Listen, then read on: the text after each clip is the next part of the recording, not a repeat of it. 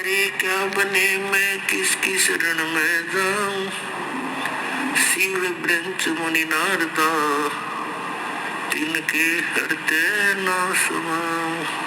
ब्रह्म पिता परमात्मा पूर्ण ब्रह्म सारी सृष्टि के रचनहार कुल मालिक कबीर परमेश्वर जी की असीम कृपा से आप जी सत्संग सुनने के लिए उपस्थित हुए।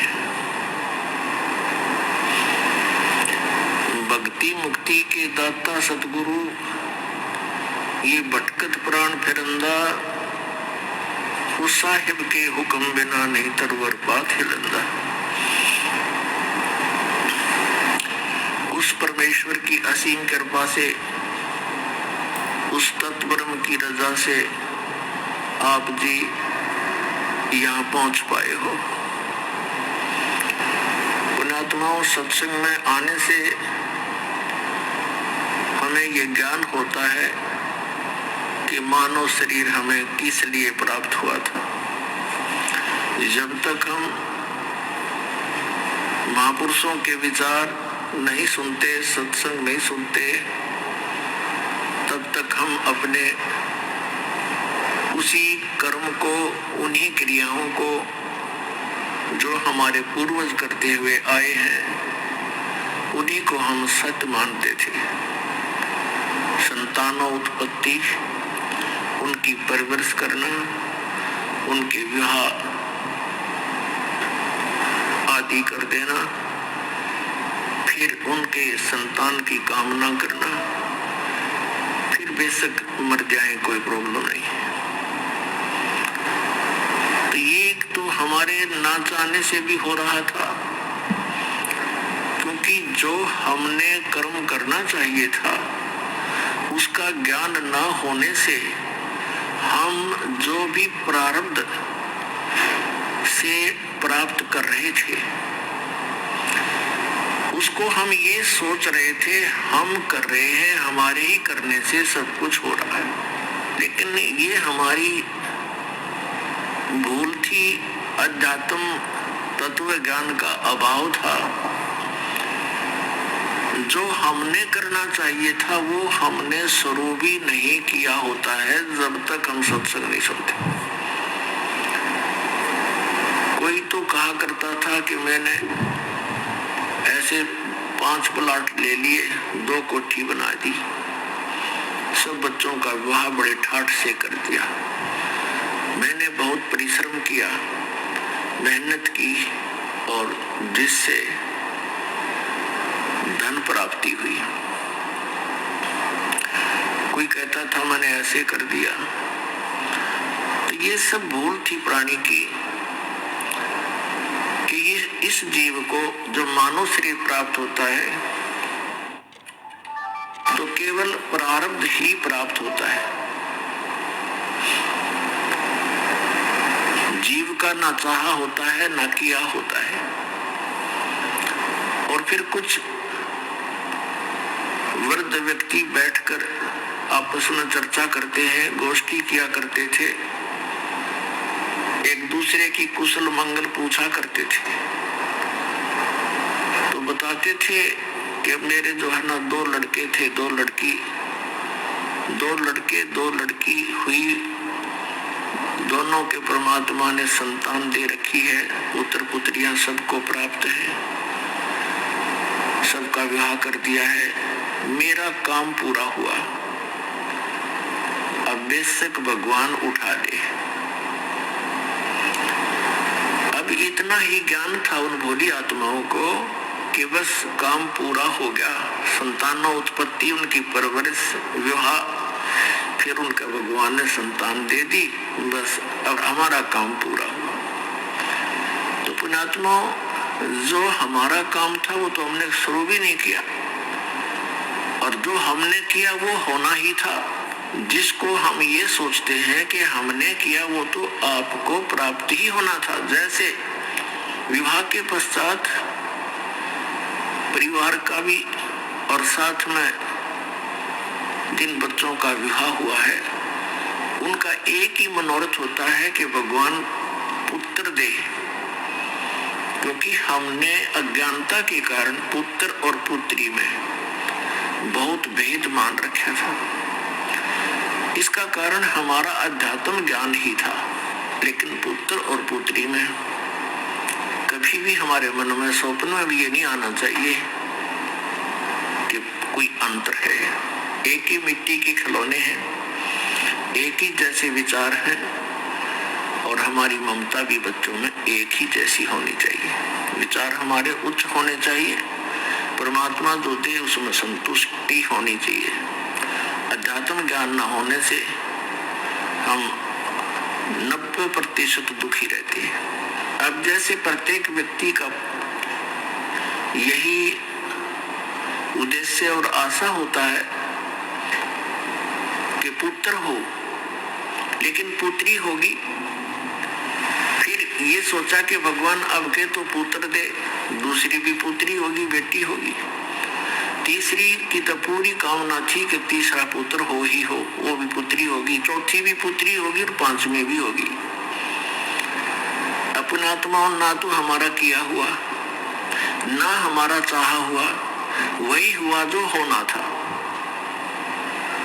हमने जो करना था उसका ज्ञान होता है सत्संग से। सत्संग हमें सुनने को मिला नहीं, हम आजीवन एक पेट के निर्वाह की व्यवस्था में सारा जीवन व्यर्थ कर चले जाते रहे। यदि कभी किसी को प्रेरणा होती भगवान की भक्ति की, तो गांव-गांव में नरे बैठे हैं ये मिसगाइड करने वाले संत।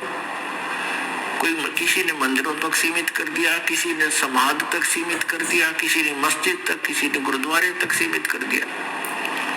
जो क्रिया हमें करनी चाहिए थी वो हमारे सदग्रंथ, हमारे महापुरुष बताते हैं, उनकी अमरवाणी बताती है, उसके आधार से हमने करना चाहिए था। वो ज्ञान हमें प्राप्त नहीं हो सका क्योंकि हम अशिक्षित थे, और सभी सदग्रंथ जो थे वो लिपिबद्ध थे, कोई किसी लैंग्वेज में, कोई किसी लैंग्वेज में, और जन साधारण किसी भी लैंग्वेज से परिचित नहीं था। जैसे पवित्र चारों वेद, पवित्र श्रीमद् भगवत गीता और पवित्र पुराण, ये सभी संस्कृत भाषा में लिपिबद्ध थे, और जन साधारण संस्कृत भाषा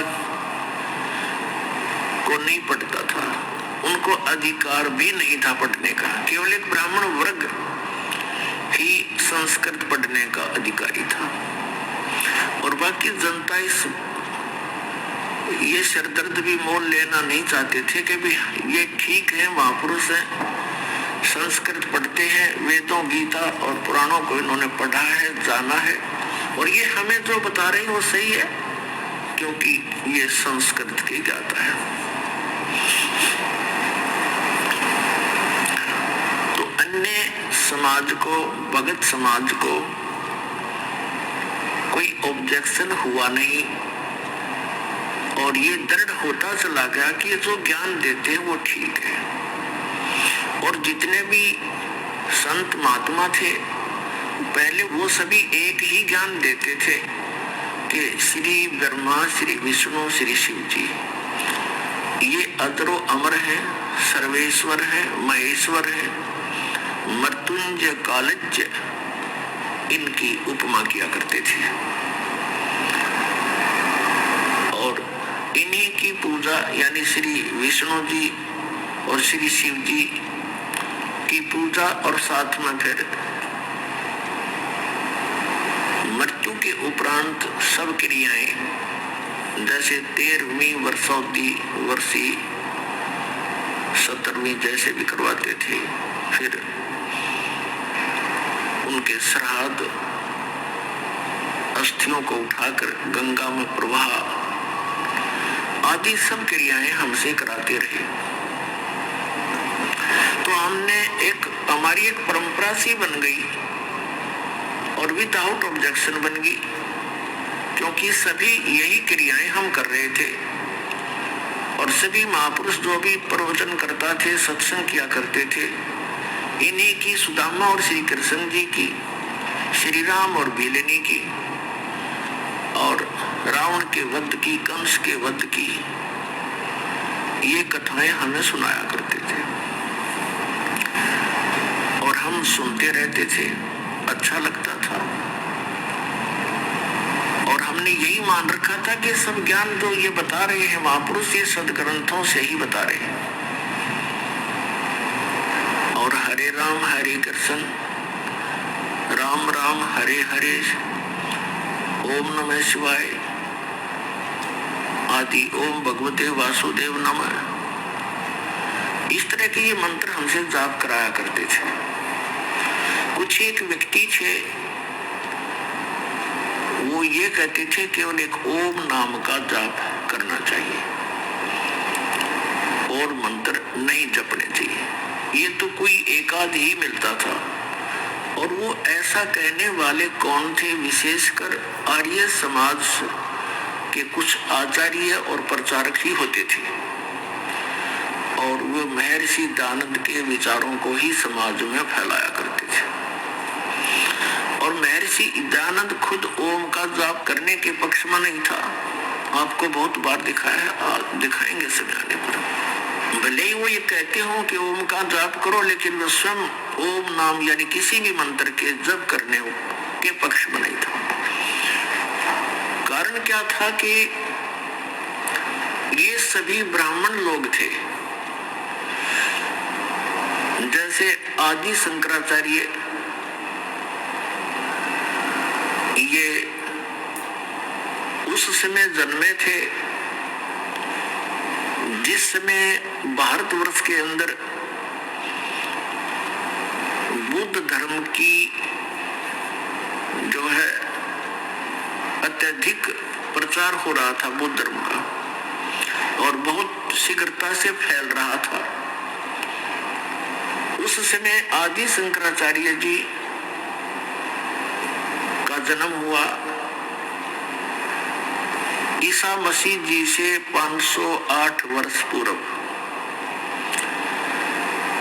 तो उस आदि शंकराचार्य का उस समय जन्म होना हमारे लिए वरदान सिद्ध हुआ,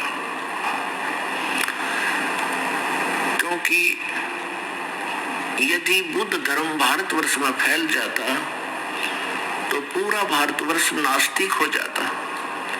जैसे बुद्ध धर्म फैला चीन में,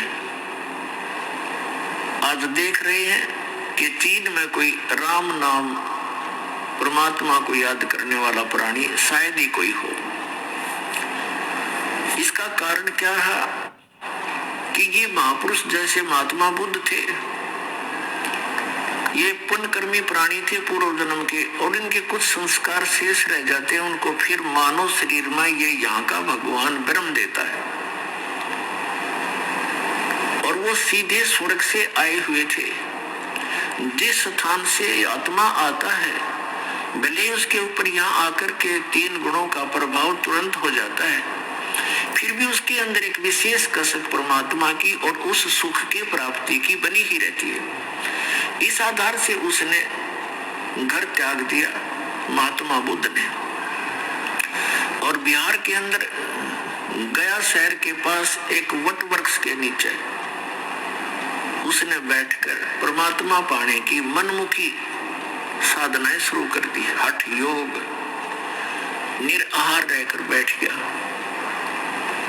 अब उसको प्राप्त कुछ हुआ नहीं, मरने को हो गया, हिला टहला जा नहीं, बोला भी नहीं जा रहा था। तो किसी माइन को प्रेरणा हुई, किसी बहन ने उसके मुख पर थोड़ी सी खीर लगाई, धीरे धीरे वो चाटने लगा। तीसरे चौथे दिन उसने आंखें खोल ली और उठ के फिर प्रचारक बन गया और विधान बना दिया कि starvation could not lead to salvation. व्रत रखने से, भूखा मरने से भगवान प्राप्ति नहीं हो सकती, आत्म कल्याण नहीं। उस हठ योग के करने से और पूर्व जन्म के संस्कारों से उसके अंदर एक बोलने की शैली विशेष थी। ऐसी वो प्रचार करता था कि जनता उससे प्रभावित होने लगी, और जिस कारण से उसने बहुत से अपने प्रचारक भी बना दिए और भारतवर्ष में वो शीघ्रता से फैलने लगा और पूरा चीन उसका अनुयायी बन गया। अब वो नास्तिक क्यों हो गए?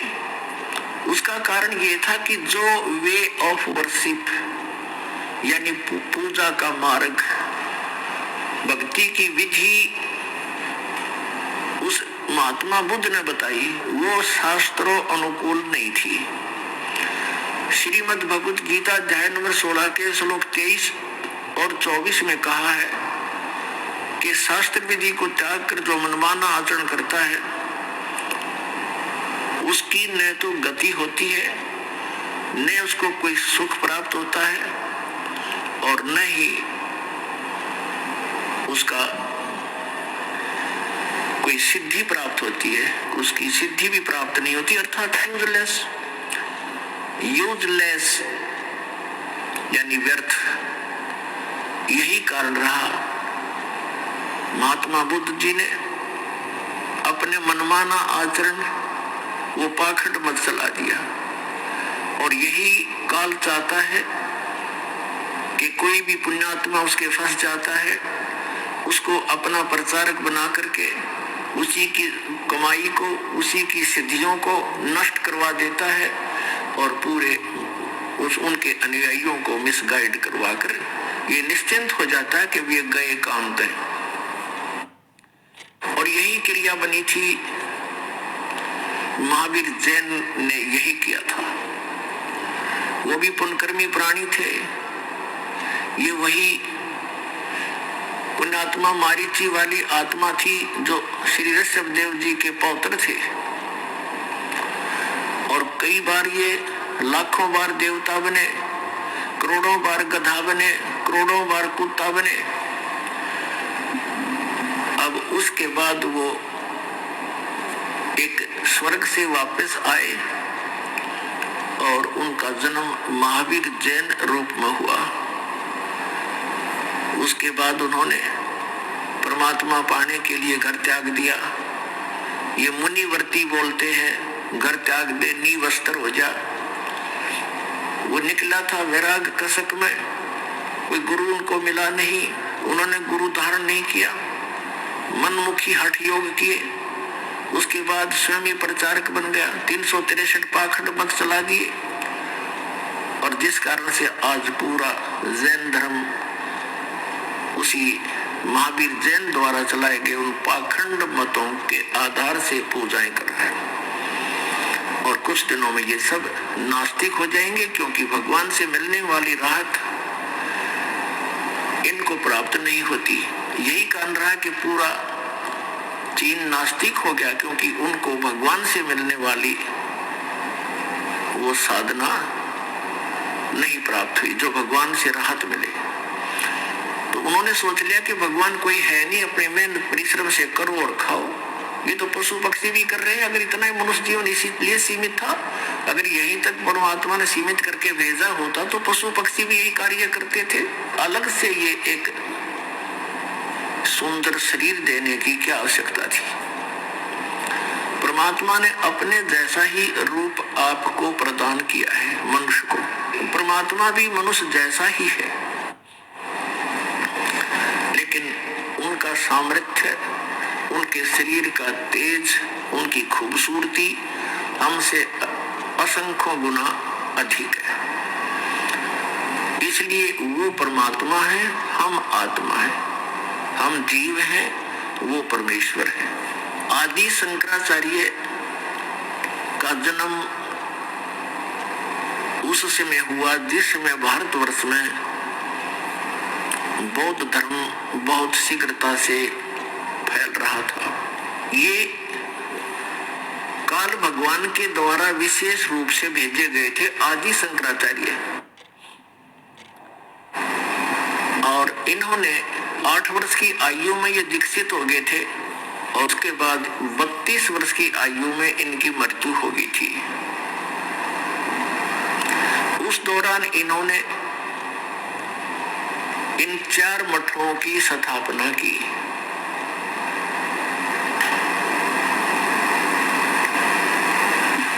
एक जैसे ये जोशी मठ बोलते हैं, ज्योतिर्मय जोशी मठ, एक श्रृंगेरी मठ, श्रृंगेरी पीठ को,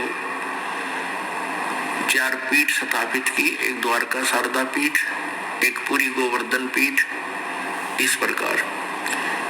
तो पुण्यात्माओं, हमारे साथ वही हुआ कि आसमान से गिरे, खजूर में अटक गए। क्योंकि यदि बौद्ध धर्म फैल जाता तो हम आसमान में थे, कोई सिर पैर था ही नहीं भक्ति का। अब इन्होंने क्या सिद्धांत बनाया, आदि शंकराचार्य ने, जहां से हम हिंदू धर्म को चला मानते हैं,